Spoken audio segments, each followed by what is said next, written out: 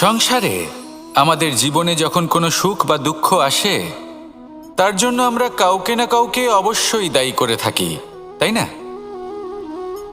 এই ব্যক্তি আমাদের সাথে এরকম কাজ করেছেন তাই আমার সাথে এমন হলো।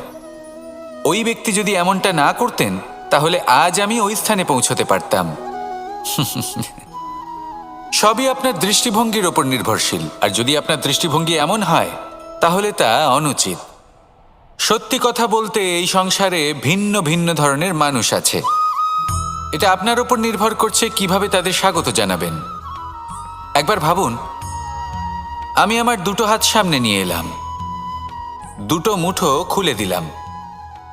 দুই প্রকারের মানুষ আসবেন, কিছু না কিছু দিয়ে যাবেন।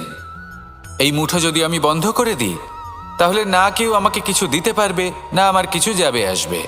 নিশ্চয়ই বুঝতে পারছেন এই দুই ধরনের ব্যক্তি কারা এবং তারা কি দিয়ে যায়।